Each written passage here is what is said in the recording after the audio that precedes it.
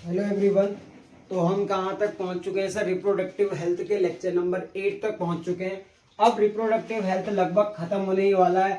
इसका मतलब हमारे जो है 12 to 16 मार्क्स का जो वेटेज है हमारा सर, 4 क्वेश्चंस का या 3 क्वेश्चंस का वेटेज है।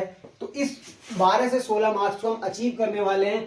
आज के चैप्टर में जो कि रिप्रोडक्टिव हेल्थ चल रहा है उसमें जो मोस्ट इंपोर्टेंट टॉपिक आ गया है वो आपके सामने आ चुका है। इससे एक क्वेश्चन आप एक्सपेक्ट कर सकते हैं कि इस टॉपिक से जो है एग्जामिनर आपको एक क्वेश्चन तक दे सकता है, हो सकता है 2 ही दे दे, क्या पता वो इन्हीं 2 क्वेश्चनों को यहीं से दे दे। तो आज हम बात करेंगे सर इनफर्टिलिटी के बारे में, जो कि काफी इंपॉर्टेंट टॉपिक है। ये टॉपिक अब तक के जितने भी टॉपिक पढ़े थे उसमें से मोस्ट इंपोर्टेंट टॉपिक है। इससे आप एक क्वेश्चन एक्सपेक्ट कर सकते हैं। तो आइए बात कर लेते हैं इनफर्टिलिटी के बारे में। देखो, इनफर्टिलिटी होता क्या है? It is condition. ये एक कंडीशन होती है या अवस्था होती है दैट इवन कह रहा है आफ्टर 1 to 2 ईयर्स, यानी 1 से 2 साल तक अनप्रोटेक्टेड रेगुलर सेक्सुअल कॉन्टैक्ट हो रहा है, a couple is unable to conceive a child. यानी कि इसमें क्या होता है कि अगर 1 से 2 साल हो गए, रेगुलरली क्या हो रहा है, अनप्रोटेक्टेड सेक्सुअल इंटरकोर्स हो रहा है, यानी विदाउट प्रोटेक्शन, फिर भी अगर जो मेल और फीमेल है, यानी जो कपल है वो उसमें मेल और फीमेल दोनों आ जाएंगे, तो वो कपल क्या कर रहे हैं सर, चाइल्ड को पाने में, कंसीव करने में जो है असमर्थ हो रहे हैं। यानी कि 1 से 2 साल साथ रहने के बावजूद भी बच्चा प्राप्त नहीं हो रहा है। तो इस कंडीशन को क्या बोलते हैं सर? इनफर्टिलिटी बोलते हैं। यानी कि ये जो कपल में इनफर्टिलिटी होती है, ऐसा नहीं कि जो है फीमेल इनफर्टिलिटी हो, जिसे बांझपन भी कहा जाता है। अगर महिलाएं मतलब बच्चा कंसीव नहीं कर पाती तो उसको बांझपन भी कहते हैं। तो ऐसा ही नहीं कि ये सिर्फ फीमेल इनफर्टिलिटी होती है, ये मेल इनफर्टिलिटी भी हो सकती है। कपल में दोनों आ जाते हैं, मेल और फीमेल दोनों की बात कर रहे हैं। तो इनफर्टिलिटी 2 टाइप की हो सकती है कपल में। एक तो मेल इनफर्टिलिटी हो सकती है और फीमेल इनफर्टिलिटी हो सकती है। अब बात कर लेते हैं, आपको मैं एक अंतर लिखा देता हूं इनफर्टिलिटी और स्टेरिलिटी में। देखो, ये अलग बात है, इनफर्टाइल होना एक अलग बात है और स्टेराइल होना एक अलग बात है। इनफर्टाइल में क्या होता है ना, ये रिवर्सिबल हो सकती है। यानी अगर आपको इनिशियल सिम्टम डायग्नोज हो गए, आपको पता चल गया कि जो इनफर्टिलिटी आ रही है वो किन कारणवश आ रही है, अगर आपको उसके रीजन पता चल जाते हैं तो आप मेडिसिन यूज करके जो है फिर से क्या कहते हैं, चाइल्ड को कंसीव कर सकते हैं। तो इनफर्टाइल क्या होता है कपल, वो रिवर्सिबल भी हो सकता है, और जो स्टेरिलिटी होती है ना वो लगभग इरिवर्सिबल होती है। यानी अगर व्यक्ति स्टेराइल है तो फिर वो चाइल्ड को कंसीव करने में असमर्थ है। आपसे पूछा जा सकता है सर स्टेरिलिटी किन किन कारणों से आती है? तो अगर उसमें कोई जेनेटिक डिसऑर्डर जैसे क्लाइनेफेल्टर सिंड्रोम हो गया, वेसेक्टमी हो गई, यानी वास डिफरेंस को कट किया, टाइट करके लाइगेट करके जोड़ दिया, यानी वासेक्टोमी हो गई मेल में। अब जो है मेल स्पर्म तो बनाएगा लेकिन जो सीमन इजैकुलेट होगा ना उस पे स्पर्म नहीं होंगे। तो अगर उस पर्सन की वैसेक्टमी हो गई तो मेल जो है स्टेराइल हो जाएगा। अगर ट्यूबेक्टोमी हो गई यानी रिमूवल ऑफ फेलोपियन ट्यूब कर दिया, या ट्यूबेक्टोमी कर दी यानी फेलोपियन ट्यूब को कट करके लाइगेट करके जो है ज्वाइंट कर दिया, तो एक तो वैसेक्टोमी हुई थी और एक यहाँ पर फीमेल की क्या कर दी सर, ट्यूबेक्टोमी कर दी। तो क्या होगा सर, अब इस कंडीशन में वो चाइल्ड को कंसीव नहीं कर सकती। ओवम तो रिलीज होगा पर उसे फैगोसाइट मतलब खत्म कर देंगे, यानी फैगोसाइट उसका फैगोसाइट हो जाएगा, फैगोसाइट द्वारा उसका फैगोसाइटोसिस हो जाएगा, यानी उसे मैक्रोफेज क्या कर देंगे सर, मार देंगे। मेरे मुंह से अलग अलग बातें निकल गई, वो सब सेम है। यानी उस ओवम का जो है फैगोसाइटोसिस हो जाएगा, तो फीमेल क्या है, चाइल्ड करने कंसीव करने में असमर्थ हो जाएगी। और क्या हो सकता है, अगर हिस्टेरेक्टोमी हो गया यानी रिमूवल ऑफ यूट्रस, ये क्वेश्चन भी आया था हिस्टेरेक्टोमी के ऊपर। सर हिस्टेरेक्टोमी क्या होता है, अगर किसी फीमेल के यूट्रस को रिमूव कर दिया जाए सर्जिकली, क्या हो, सर्जिकल इंस्ट्रूमेंट के द्वारा यूट्रस को हटा दिया जाए तो इम्प्लांटेशन मुश्किल हो जाएगा। तो क्या होगा, इस कंडीशन में जो है फीमेल चाइल्ड को कंसीव नहीं कर पाएगी। तो अगर आपसे पूछा जाए स्टेरिलिटी क्या होती है सर, ये इरिवर्सिबल होती है, यानी कि इसे पुनः प्राप्त कर पाना चाइल्ड को असमर्थ हो जाते हैं। होता क्या है, किन किन कारणों से हो सकती है, तो जेनेटिकली डिसऑर्डर हो गया, यानी अगर उसे क्लाइनेफेल्टर सिंड्रोम है तो नहीं हो पाएगा। वैसेक्टमी हो गई, किसी कारणवश से वास डिफरेंस को काट कर रिमूव कर दिया गया है तो वैसेक्टमी में भी नहीं हो सकता।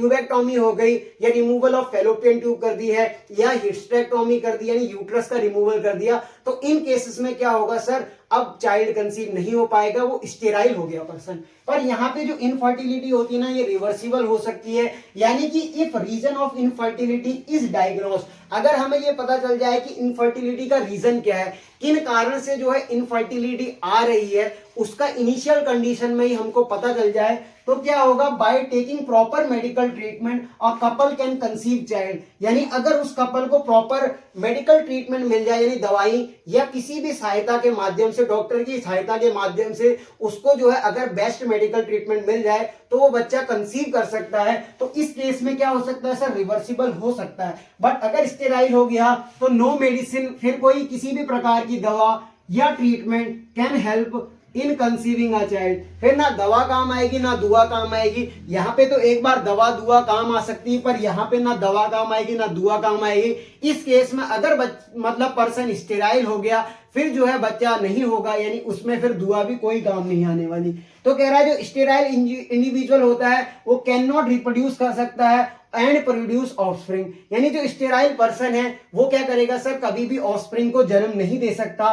तो हमने जो है रिवर्सिबिलिटी और इरिवर्सिबिलिटी के बेस पे हमने इनफर्टिलिटी और स्टेरिलिटी को डायग्नोस कर लिया। अब बात कर लेते हैं ट्रीटमेंट ऑफ इनफर्टिलिटी, वो कौन से ऐसे ट्रीटमेंट है जिसके माध्यम से हम इनफर्टाइल पर्सन भी बच्चे को कंसीव कर सकता है। तो initially treatment with medicine, starting में क्या करते हैं ना कि अगर आपको इनफर्टिलिटी के शिकार हैं, आपने रेगुलर सेक्सुअल इंटरकोर्स किया आफ्टर 1 to 2 years और बच्चा नहीं हो रहा है, तो उस कंडीशन में आपको इनिशियली तो मेडिसिन के द्वारा ट्रीटमेंट किया जाएगा, यानी हो सकता है उसमें जो है स्पर्म की कमी हो रही हो या ओवम प्रोड्यूस नहीं हो पा रहा हो, तो या फिर ओवम प्रोड्यूस हो रहा हो पर वो टिक नहीं पा रहा हो, तो कई सारी ऐसी टेक्निक होती हैं जिनमें मेडिसिन देकर क्या करता है, स्टार्टिंग करी जाती है। पर इफ नो रिजल्ट, अगर उसके कोई भी रिजल्ट आपको देखने को नहीं मिलते हैं, आपने वो मेडिसिन का यूज किया 6 to 7 मंथ और प्रेगनेंसी नहीं हो रही है, या कुछ समय तक उसका मेडिसिन का प्रयोग करते रहे, कोई भी प्रकार के रिजल्ट आपको देखने को नहीं मिल रहे हैं, तो आप जाएंगे गो फॉर एआरटी। अब सर ये एआरटी क्या होता है, देखो नीट में इस पे क्वेश्चन आ सकता है, 4 मार्क्स में बाई चांस वो आपसे ये पूछ रहे what is the full form of ART, ART की फुल फॉर्म ही पूछ रहे, पर इतना सरल आएगा नहीं, पर क्या पता आपसे फुल फॉर्म पूछ रहे। एआरटी की फुल फॉर्म होती है सर असिस्टेड रिप्रोडक्टिव टेक्नोलॉजी, यानी वह सहायता प्रदान करने वाली टेक्नोलॉजी जिसके द्वारा जो है वो इनफर्टाइल कपल जो है चाइल्ड को कंसीव कर सकता है, तो इसको बोलते हैं असिस्टेड रिप्रोडक्टिव टेक्नोलॉजी। अब बात कर लेते हैं फर्टिलाइजेशन की। आपको पता है कि फर्टिलाइजेशन होता है, उसमें क्या होता है सर, मेल और फीमेल गैमेट आपस में संलयित होते हैं। तो उसमें होता क्या है, फर्टिलाइजेशन में 2 टाइप की होती है, इसमें एआरटी में एक तो होती है इन वीवो और एक होती है इन विट्रो। अब ये इन वीवो इन विट्रो का क्या मतलब है, देखो अगर इन वीवो कह रहा है तो फीमेल की बॉडी के अंदर, और विट्रो कह रहा है तो मतलब एक परख नली जो कि टेस्ट ट्यूब कहा जाता है उसमें होगा। तो बात कर लेते हैं इन वीवो में क्या होता है, तो fertilization taking place inside the female body, यानी इन वीवो फर्टिलाइजेशन हो रहा है तो जो फीमेल बॉडी होती है उसके अंदर फर्टिलाइजेशन कराया जाता है और बच्चा जो है फीमेल के अंदर ही ग्रो करता है। वो कौन सी टेक्निक है, तो आइए बात कर लेते हैं। आपको इन सब की डेफिनेशन फुल फॉर्म आपको आनी चाहिए, हो सकता है वो आपसे गिफ्ट की फुल फॉर्म पूछ ले जिसके ऊपर नीट में क्वेश्चन आ भी रखा है, और एआई की फुल फॉर्म पूछ ले, आईयूआई की फुल फॉर्म पूछ ले। तो आपसे पूछा जाए इन वीवो में कौन कौन सी टेक्निक आती है, सर गिफ्ट आती है यानी GIFT, एआई आती है, गिफ्ट भी ये फुल फॉर्म भी बताऊंगा, आर्टिफिशियल इंसेमिनेशन एआई आ सकती है, आईयूआई आ सकती है। पर अगर हम बात करें सर इन विट्रो की, अब विट्रो का क्या मतलब है सर, टेस्ट ट्यूब में fertilization taking place in laboratory, या तो उसे लेबोरेटरी में करवाएं by doctors and with the use of instruments, मतलब कि अगर फर्टिलाइजेशन लेबोरेटरी में हो रहा है with the help of doctors, किस में कर रहे हैं सर, लेबोरेटरी में कर रहे हैं और इंस्ट्रूमेंट के माध्यम से, तो ये कैसी होती है सर, इन विट्रो फर्टिलाइजेशन होती है। इसमें कौन कौन सी टेक्निक आती है, इनमें भी 3 ही टेक्निक आती है, इन तीनों की फुल फॉर्म आपको आनी चाहिए। ये पेपर में डायरेक्ट क्वेश्चन भी आ सकता है, अगर इस फुल फॉर्म के ऊपर ही क्वेश्चन आ जाए तो बल्ले बल्ले हो जाएगी, 4 मार्क्स आपके यहां से पक्के हो जाएंगे। तो पूछ रहा है गिफ्ट क्या होता है, वो था गिफ्ट, वो था गैमीट इंट्राफेलोपियन ट्रांसफर, ये है गिफ्ट, इसका मतलब होता है जाइगोट इंट्राफेलोपियन ट्रांसफर। फिर पूछ रहा है आपको, वहां पे था IUI, यहाँ पे सर IUT है, और यहाँ पे है ICSC। तो इन सब के बारे में जान लेते हैं। हमने इनफर्टिलिटी एक ऐसी कंडीशन पढ़ी कि इनफर्टिलिटी में आफ्टर 1 to 2 ईयर्स मेल और फीमेल रेगुलर सेक्सुअल इंटरकोर्स कर रहे हैं, पर उसके बाद भी अगर बच्चा कंसीव नहीं हो रहा है तो वो इनफर्टिलिटी हो सकती है। स्टेरिलिटी और इनफर्टिलिटी में डिफरेंस समझा। सर इनफर्टिलिटी क्या होती है, ये रिवर्सिबल हो सकती है, पर स्टेरिलिटी जो है इरिवर्सिबल होती है। स्टेरिलिटी किन कारणों से आ सकती है, एक तो उसमें जेनेटिक डिसऑर्डर हो गया यानी क्लाइनेफिल्टर सिंड्रोम हो गया, वेसेक्टमी हो गई यानी surgical removal of vas deferens किया गया, और फेलोपियन ट्यूब का रिमूवल कर दिया गया यानी जिसे ट्यूबेक्टोमी कहा गया, और हिस्टेरेक्टोमी की यानी रिमूवल ऑफ यूट्रस किया। तो इन कंडीशन में क्या हो सकता है सर, स्टेरिलिटी आ सकती है। इसका तो एक प्रॉपर मेथड होता है, अगर इफ इनिशियल सिम्टम अगर डायग्नोस हो जाए कि किस कारण से जो है इनफर्टिलिटी आ रही है तो उसका उपचार करा जा सकता है, बट इनका कोई भी उपचार नहीं कर सकते। इन स्टेराइल पर्सन जो है वो चाइल्ड को कंसीव ही नहीं कर सकता। फिर हमने ट्रीटमेंट ऑफ इनफर्टिलिटी पढ़ा। अगर इनिशियली सिम्टम्स में क्या होता है या इनिशियल कंडीशन में पेशेंट्स को दवाई दी जाती है और उसके माध्यम से अगर बच्चा प्रोड्यूस होता है तो ठीक है, पर अगर कोई भी रिजल्ट देखने को नहीं आता है तो डॉक्टर क्या कहता है, आपको सजेस्ट करता है ART। अब ART क्या होता है, तो ART की फॉर्म थी असिस्टेड रिप्रोडक्टिव टेक्नोलॉजी। इसके अंदर जो फर्टिलाइजेशन होता है वो दो टाइप का होता है, एक तो इन विवो होता है और एक होता है इन विट्रो। इन विवो का क्या मतलब था सर, इन विवो का मतलब होता है fertilization taking place inside the female body, और इन विट्रो का मतलब होता है कि फर्टिलाइजेशन टेकिंग प्लेस लेबोरेटरी या फिर in artificial medium by help of the doctors and instruments. बात करेंगे इन विवो की तो इसमें गिफ्ट आता है, AI आता है, IUI आता है, और इन विट्रो में सर गिफ्ट आता है, IUI आता है और IUT आता है और ICSI आता है। तो आप तब तक इसको नोट करो, तब तक यहां पर आप इसको लिख लो। मैं आपको इन विट्रो फर्टिलाइजेशन से स्टार्ट करूंगा, इन विवो हम बाद में पढ़ेंगे, पहले हम पढ़ लेंगे इन विट्रो फर्टिलाइजेशन। तब तक इसे नोट करो।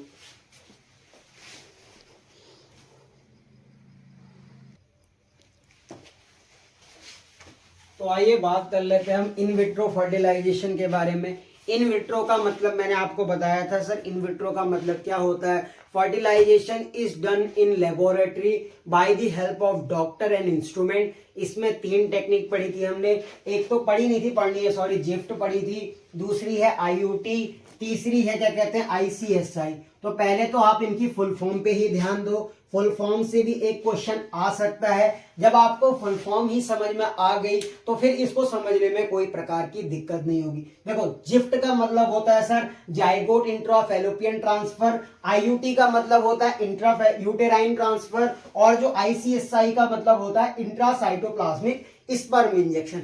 आपको तीनों की फुल फॉर्म पता चली। जिफ्ट मतलब zygote intra fallopian transfer, IUT का मतलब इंट्रा यूटेराइन ट्रांसफर, ICSI का मतलब इंट्रा साइटोप्लाज्मिक स्पर्म इंजेक्शन।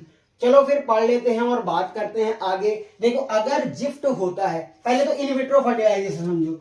अगर डोनर्स क्या होता है सर, डोनर्स में मदर्स भी हो सकती है, फादर भी, दोनों हो सकते हैं। यानी कि अगर हम फादर से क्या लेंगे, स्पर्म लेंगे, और मदर से क्या लेंगे सर, ओवम लेंगे, और विट्रो इन विट्रो करवाना है यानी पेट्री प्लेट के अंदर फर्टिलाइजेशन कराना है। तो होता क्या है, डोनर से स्पर्म लिए जाते हैं यानी फादर से स्पर्म आर टेकन, यानी फादर क्या करेंगे सर, स्पर्म को ले लेंगे, फिर क्या करेंगे, डोनर्स ओवम यानी मदर्स ओवम आर टेकन, दोनों के आपने क्या किए, ओवम को ले लिया, यानी दोनों के ओवम नहीं सॉरी, मदर की तो ओवम लिए और फादर के क्या लिए सर, स्पर्म लिए। तो आपने स्पर्म और ओवम को दोनों को लिया और एक पेट्री प्लेट। अब ये पेट्री प्लेट क्या होती है, आप लेबोरेटरी में जाना, आप 11th-12th में होंगे, सर से पूछना बताइए सर पेट्री डिश या पेट्री प्लेट क्या होती है। एक प्लेट होती है जिसमें क्या करते हैं सर, मदर के ओवम और फादर के स्पर्म को रखते नहीं है, इन द सेंस क्या करा जाता है कि उस पेट्री प्लेट में फर्टिलाइजेशन करवाया जाता है, यानी कि स्पर्म का जो संलयन होता है ना वो ओवम के संग कराया जाता है। दोनों में क्या होगा सर, हेप्लॉइड न्यूक्लियस होगा, इसमें भी N होगा, इसमें भी N होगा। जब ये आपस में फ्यूज होंगे तो क्या बनेगा सर, जाइगोट बनेगा। तो जाइगोट क्या होगा सर, उसकी प्लॉइडी होगी 2N। तो अगर कह रहा है कि मदर और फादर के फादर के आपने स्पर्म लिए, मदर का आपने ओवम लिया, दोनों को फ्यूज्ड कराया। फ्यूज्ड मतलब क्या होगा सर? फर्टिलाइजेशन। तो आप फिर जिफ्ट कर सकते हो और आईयूटी कर सकते हो। जिफ्ट की फुल फॉर्म होती है sir zygote intra fallopian transfer. इसमें होता क्या है, जो जाइगोट होता है जिसको 2N कहते हैं या अर्ली एम्ब्रियो, आपने जाइगोट को ले सकते हो या early embryo up to 8 ब्लास्टोम year, उससे ज्यादा नहीं होने चाहिए। ये लाइन आपको आनी चाहिए, 8 ब्लास्टोम ईयर पे आपका विशेष ध्यान होना चाहिए। अगर 8 ब्लास्टोम ईयर या उससे कम है, यानी मैक्सिमम 8 ही जाए, आपको इस लाइन से भी क्वेश्चन आ सकता है। कह रहा है जाइगोट और early embryo up to 8 ब्लास्टोम year taken and kept transfer into mother's fallopian tube. अगर आपने क्या किया, फर्टिलाइजेशन कराया, मदर और फादर के क्या करा, मदर का ओवम और फादर के स्पर्म को आपस में फ्यूज कराया।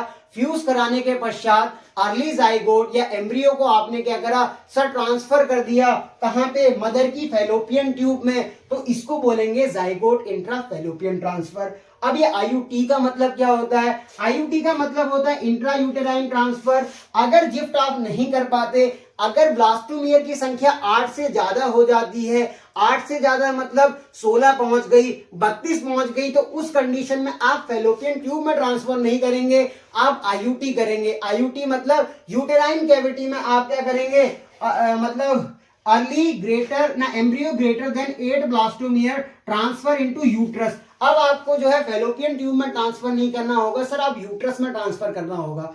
तो अगर 8 या उससे कम ब्लास्टोम ईयर है तो आप फैलोपियन ट्यूब में ट्रांसफर करेंगे, तो इसको बोलेंगे gift zygote intra fallopian transfer. अगर एम्ब्रियो ग्रेटर देन हो गया 8 ब्लास्टोम ईयर, जो वो हो सकता है 16, 32, उससे ज्यादा, तो इस कंडीशन में यूट्रस में ट्रांसफर करा जाता है। इसीलिए इसको सर क्या बोलते हैं, आईयूटी। तो आपको जिफ्ट और आईयूटी के बारे में बिल्कुल क्लियर हो गया होगा। अब बात कर लेते हैं आईसीएसआई।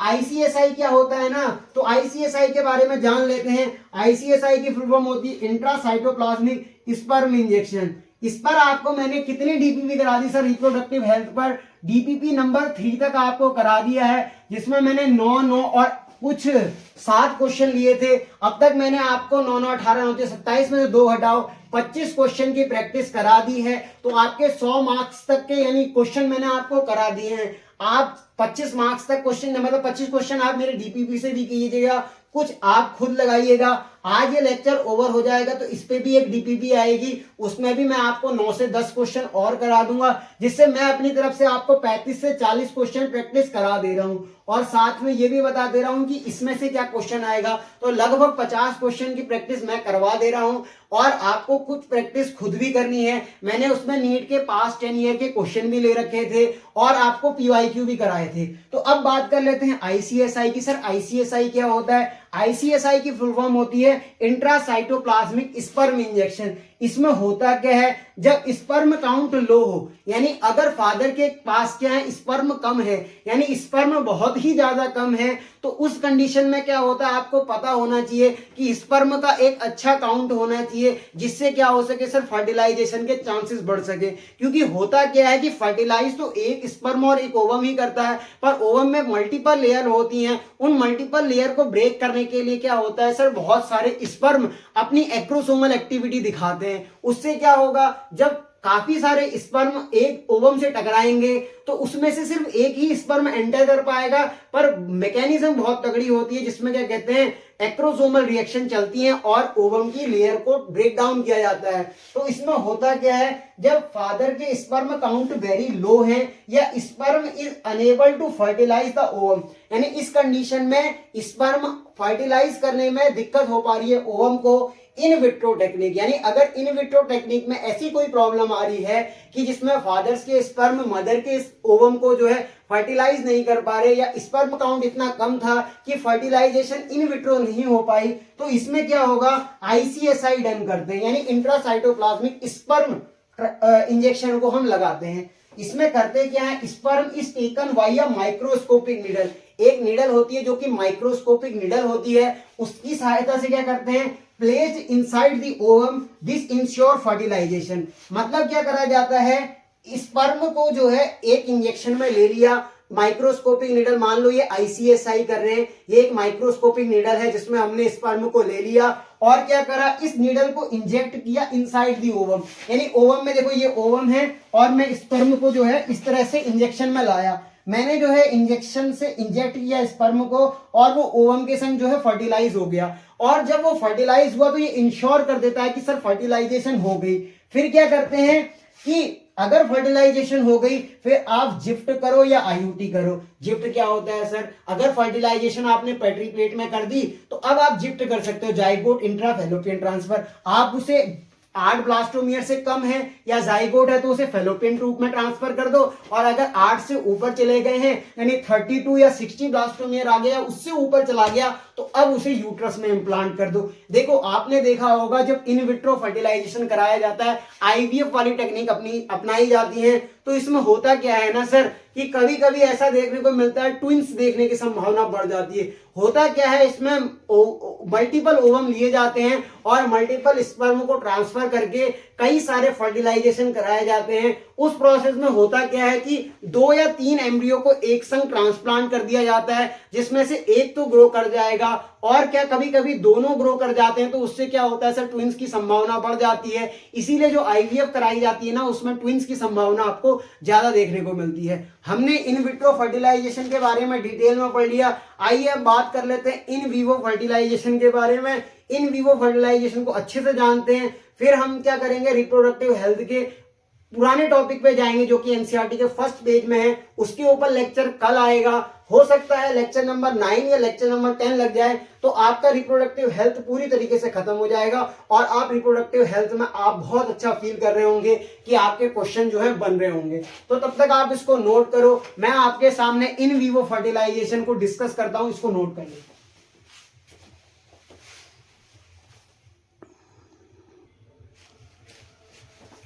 देखो अभी चल क्या रहा है सर, नवंबर दिसंबर का महीना चल रहा है, दिसंबर आ चुका है, नवंबर खत्म हो चुका है, अब आपके नीट के एग्जाम में लगभग 4 मंथ बचे हुए हैं, 5वें मंथ में आपका पेपर है। तो अभी आप देख रहे होंगे गाना भी चल रहा है, शादियों के माहौल चल रहे हैं लगातार, मेरा नहीं और कोई ठिकाना मैं गलियों का बन जा रहा, ऐसे गाने देखने को मिल रहे हैं, बीच बीच में अलग अलग भी चलते हैं। और गांव में तो खास तौर पे ऐसा होता ही है कि जो वो होती है ना, जैसे शादियों में बैंड बजता है तो उसमें बोलते हैं सच बोल नहीं तो काला कौवा काट खाएगा, इस तरह के गाने आपको देखने को मिलते हैं। ये होता क्या है, गाँव में ज्यादा होता है, इसका शहरों में इफेक्ट अलग देखने को मिलता है, वहाँ पे थोड़े गाने अलग तरीके के चलते हैं। आइए बात कर लेते हैं IVF के बारे में। IVF क्या होता है ना सर, इन विट्रो फर्टिलाइजेशन, नहीं सॉरी गलत हो गया। देखो IVF बोल रहा है, ये जो है ना ये बोल रहा है इन विवो फर्टिलाइजेशन, और वो वाला था सर इन विट्रो फर्टिलाइजेशन, दोनों IVF थे। वो वाले IVF को कुछ अलग कहते हैं। अगर हम इन विट्रो करते हैं ना, इन विट्रो यानी टेस्ट ट्यूब में करते हैं तो इसको बोलते हैं क्या, टेस्ट ट्यूब बेबी प्रोग्राम। आपने देखा होगा एक टेस्ट ट्यूब बेबी प्रोग्राम करके ऐड आता है जिसमें इनफर्टाइल कपल को जो है हंसता हुआ दिखाया जाता है।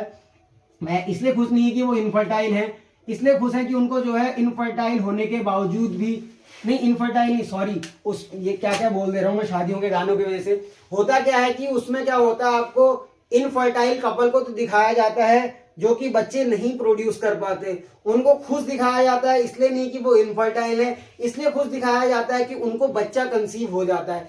इस केस में क्या होता है ना सर, इन विट्रो वाला प्रोग्राम को आप टेस्ट ट्यूब बेबी प्रोग्राम भी कहते हो। मैंने टेस्ट ट्यूब प्रोग्राम लिख दिया, बेबी लिखना भूल गया तो आप लिख लो टेस्ट ट्यूब बेबी प्रोग्राम, ठीक है। अब बात कर लेते हैं हम IVF में इन विवो, ये क्या हो रहा है आज, सॉरी इन विट्रो नहीं इन विवो, विट्रो की तो बात हो गई है, ये वही है ना, यहाँ पे आज फर्स्ट क्लास डीजे चले पड़े हैं, गाने बज रहे हैं। तो आइए हम डिस्कस करते हैं इन विवो फर्टिलाइजेशन की। तो इन विवो का मतलब क्या होता है सर, फीमेल बॉडी के अंदर, अगर फीमेल बॉडी के अंदर क्या हो रहा है सर, बच्चा को हम क्या कर रहे हैं, प्रोड्यूस करवाने में सक्षम हो पा रहे हैं, यानी फीमेल रिप्रोडक्टिव ट्रैक्ट के अंदर सब कुछ हो रहा है।